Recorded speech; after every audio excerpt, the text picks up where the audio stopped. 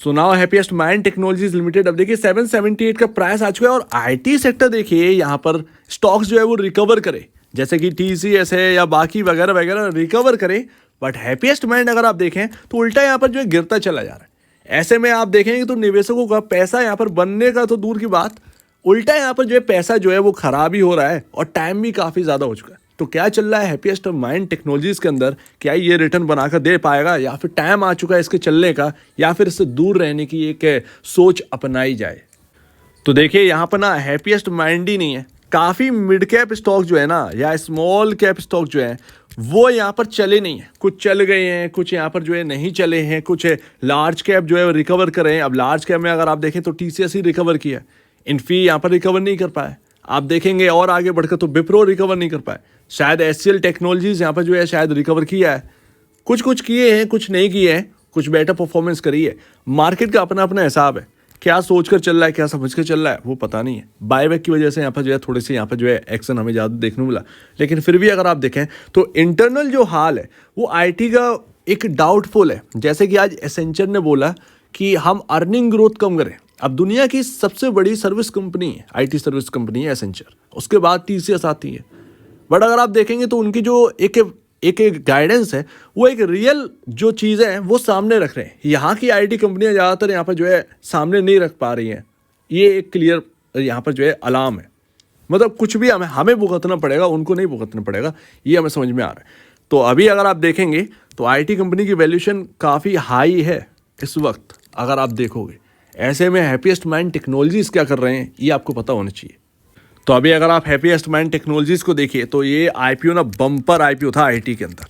और मुझे याद है उस वक्त एक आईपीओ आया था, ये कोविड के टाइम की बात है, ये स्टॉक 2020 में लिस्ट हुआ था। कोविड के टाइम एक यूएस के अंदर आईपीओ आया था और उसका नाम था स्नोफ्लेक और बम्पर आईपीओ था। आईपीओ के बाद स्नोफ्लेक का मल्टी टाइम रिटर्न दे दिया था आईपीओ में। वही चीज़ यहाँ पर जो है ना इंडिया के अंदर देखी, आईटी कंपनी का एक अच्छा खासा आईपीओ आया हैप्पीएस्ट माइंड, वैल्यूएशन अच्छी, सब कुछ बढ़िया। इसके जो फाउंडर है अशोक सुत्ता, वो भी उनके ऊपर ना ट्रस्ट बहुत है, मार्केट को ट्रस्ट बहुत है और उसी वजह से आईपीओ जो है वो बम्पर आईपीओ बनते हुए देखा। लेकिन 2021 में जब आईटी में बूम आया तो ये स्टॉक रुकने का नाम नहीं लिया। ये स्टॉक भैया यहाँ पर 1600 रुपये का हाई लगा दिया। लेकिन बात वही है कि 2020 से 2021 में अगर आप सिनेरियो देखोगे आईटी टूटा था ना बिकॉज ऑफ हाई वैल्यूएशन के चलते। जो ग्रोथ आनी थी आ गई, वैल्यूएशन एंजॉय कर ली सब कुछ। ऐसे में जो वैल्यूएशन जिनके बहुत महंगे थे वो और भी महंगे हो गए, तो वहाँ पर करेक्शन हमें देखने को। हैप्पीएस्ट माइंड का भी कुछ ऐसे ही है, जो एक 2020 में जो प्राइस था वो एक परफेक्ट प्राइस था इसका, बट इसको यहाँ पर जो है ना निवेशकों ने इतना खींचा। अब लोग कहते हैं कि हैप्पीएस्ट माइंड खराब कंपनी है, कंपनी खराब नहीं है, हम ही लोग तो हैं जो स्टॉक को ऊपर नीचे करते हैं। सिंपल सी बात है, निवेशक है। तो यहाँ पर इतना ओवर बाउट हो गया था स्टॉक कि लोग समझ नहीं पा रहे थे कि क्यों यहाँ पर जो है गिरावट आई, रिटर्न खराब हो गए। 1600 से अगर आप देखें तो अराउंड यहाँ पर जो है 900 रुपये का डिस्काउंट हमें देखने को मिल रहा है इस स्टॉक के अंदर। अराउंड 900 रुपीज़ का पर शेयर यहाँ पर डिस्काउंट देखने को मिल रहा है। तो इसमें हमारी गलती है, हम हायर साइड क्यों खरीद रहे थे, दूर रहना चाहिए था। सिंपल सी बात है, हर किसी को बहती गंगा में, हर किसी को बहते पानी में हाथ धोना है। अब क्या कर सकते हैं। तो ये अब यहाँ पर ये क्या अभी भी वैल्यूएशन हाई है? हाँ है, बिकॉज ऑफ अर्निंग।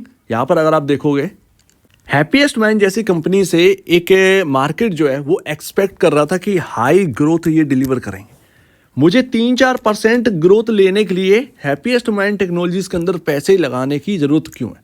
सीधी सी बात है, यहाँ मार्केट एक्सपेक्ट कर रहा था 15% क्वार्टर दर क्वार्टर हमें जो है वो ये ग्रोथ देंगे, लेकिन वो अभी तक के टाइम में ना हो ही नहीं पाया। आप कितना भी खींच लीजिए, दिसंबर 2021 से दिसंबर 2023 तक देख लो, बट अगर आप देखेंगे तो 15% तो रिटर्न आ ही नहीं पाया। 15% का तो यहाँ पर ग्रोथ हमें देखने को नहीं ली। 15% 20% की जो एक एक्सपेक्ट कर रहा था हाई ग्रोथ कंपनी से, क्योंकि हाई ग्रोथ कंपनी का ही जो पी रेशियो है वो हाई होता है, सीधी सी बात है। ऐसे में कंपनी कुछ डिलीवरी नहीं कर रही। 3%, 2%, 4%, बस इतना ही यहाँ पर जो है क्वार्टर दर क्वार्टर ग्रोथ दे रही। तो ऐसे में कैसे आप हाई वैल्यूएशन पर ट्रेड कर पाएंगे, ये दिक्कत आ गई। और आप देखेंगे अभी का तो आप यहाँ पर देखो सितंबर 2023 से दिसंबर 2023 में 407 करोड़ से बढ़कर 410 करोड़ की नेट सेल है। 3 करोड़ रुपए यहाँ पर बढ़े हैं, 3 करोड़ रुपए यहाँ पर मात्र बढ़े हैं। 1% के अराउंड यहाँ पर, 1% से भी कम का यहाँ पर जो है आपको ग्रोथ देखने को मिल रही है।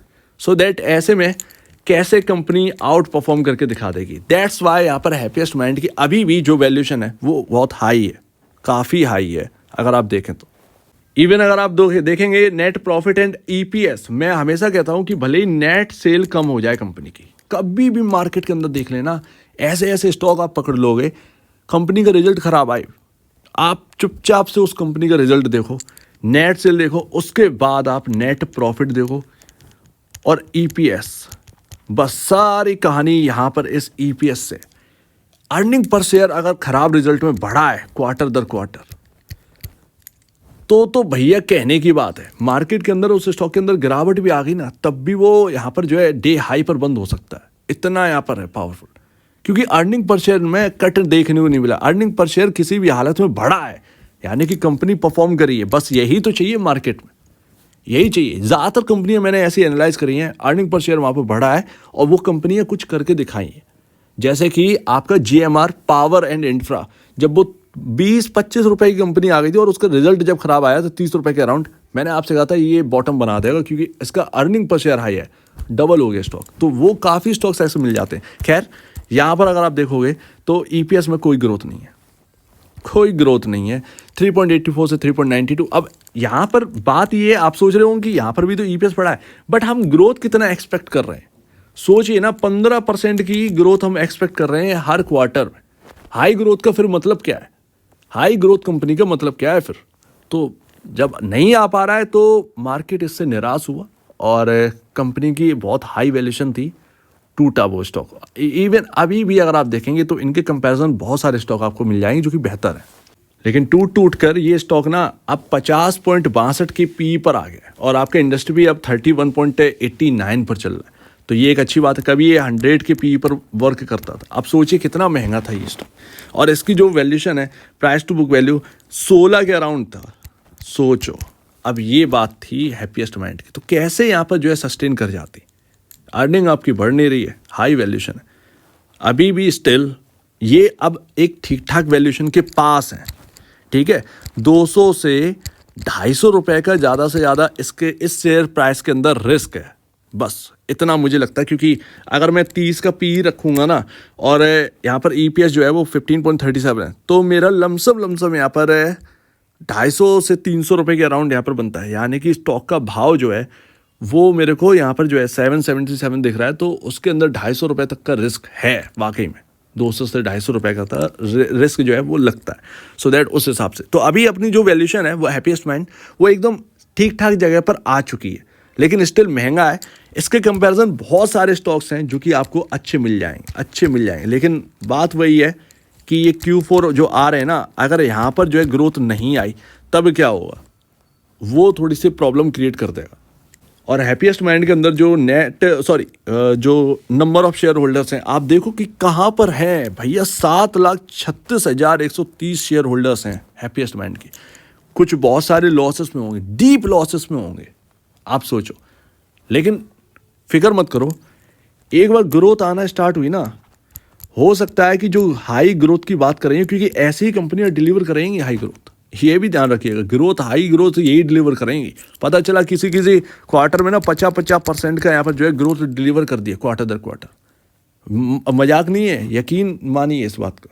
लेकिन अभी क्या है, जो प्राइस बढ़ा दिया था इसका, वो निवेशकों की वजह से बढ़ा था। एंजॉय हो गया, जो निकल गया बच गया, जो फंस गया वो फंस गया, सीधी सी बात है। कंपनी का उसमें कोई दोष नहीं है। अगर यहाँ से ग्रोथ बढ़ती है सो डेफिनेटली यहाँ पर जो है ना अच्छा खासा प्राइस दिखाएगा, ये यहाँ पर समझ में आता है। लेकिन आसान नहीं है हाई ग्रोथ को डिलीवर कर पाना, सीधी सी बात है। माहौल यहाँ पर जो है काफ़ी ख़राब है, एसेंसर से हमें ये पता चला है। लास्ट यहाँ पर आप ये समझिए कि अभी तक तो इनलाइन नंबर से अगर यहाँ से ग्रोथ दिखाना स्टार्ट करती तो ये पी रेशियो कुछ नहीं है जो अभी हम देख रहे हैं ना कि 250 रुपये का रिस्क प्रीमियम अभी चल रहा है। सीधी सी बात है, इसका प्राइस जो है वो 450 से 500 रुपये होना चाहिए। हम देख रहे हैं 777 पर भी अभी प्राइस है। ये सब ना एक झटके में चला जाएगा, पी रेशियो ठंडा पड़ जाएगा अगर इन्होंने अच्छी खासी ग्रोथ डिलीवर कर दी। एक बार अर्निंग पर शेयर ना अगर अच्छा बढ़ गया, आप ये समझिए ये पी रेशियो एक दिन में ही जैसे रिजल्ट आया, यहाँ पर रिजल्ट आया, यहाँ पर 50 से आपका 30 का पी रेशियो देखने को मिल जाएगा अच्छे नंबर्स पर। ये Q4 बहुत इंपॉर्टेंट है। तो जो लोग नए, जो पुराने लोग होल्ड कर रहे हैं ना, अब बहुत ज़्यादा यहाँ पर जो है रिस्क जो है वो बचा नहीं है एफएस्टमेंट में, लेकिन वो Q4 बताएगा कि आपका जो रिस्क है वो अभी इसके अंदर और कितना बढ़ रहा है या और कितना घट रहा है। ये भी ध्यान रखिए Q4, क्योंकि लगातार कंपनी अगर डिलीवर नहीं करेगी ग्रोथ को, तो हाई ग्रोथ का जो कंपनीज को जो इतना वैल्यूएशन मिल रखी है वो कैसे सस्टेन करेगा मार्केट के अंदर। ये सोचने वाली बात है, समझ रहे हैं ना इस बात को। तो वो चीज़ ध्यान में रखिए। बाकी कोई बहुत ज़्यादा महंगा रह नहीं गया, बहुत ज़्यादा नहीं रह गया है। जो 1600 पर महंगा था वो अब 750 रुपये 777 पर, ये महंगा उतना नहीं बचा है। वहाँ रिस्क बहुत ज़्यादा था, यहाँ रिस्क बहुत कम है। तो अभी जो है ठंडापन है स्टॉक के अंदर, लेकिन फिर भी काम तो चलाना ही पड़ेगा, एटलीस्ट Q4 तो देखना ही पड़ेगा भाई, सीधी सी बात। जिन्हें नई खरीदारी करनी है तो भैया वो देख लीजिए, स्टॉप लॉस जरूर मेंटेन करिए, और मेरे ख्याल से Q4 आप भी देख लीजिए तब खरीदिए। भले ही यहाँ पर जो 50-60 रुपये महंगा मिल जाए स्टॉक, लेकिन एक बार ना कन्फर्म हो जाए ना कि यार यहाँ से अब ये चीज़ें घूम गई हैं तो ज़्यादा बेहतर होगा। सिंपल सी बात, नहीं घूम रही हैं तो फिर कोई मतलब नहीं है, ये यहाँ पर है। बाकी अगर चार्ट पर अगर आप देखें तो अच्छे खासे लेवल जो है वो ब्रीच हो गए हैं इस बारी। 777 पर आ चुका है। 810 से 820 का जो रेंज है, इंपॉर्टेंट रेंज है ये 10 रुपये की, इसको निकालना बहुत ज़रूरी है। जब ये निकलेगा तभी आप ये समझिएगा कि इस स्टॉक के अंदर तेजी बन रही है, उससे पहले नहीं। निचले लेवल 2023 का जो लोएस्ट लेवल है अभी आपका, वो था 730 के अराउंड।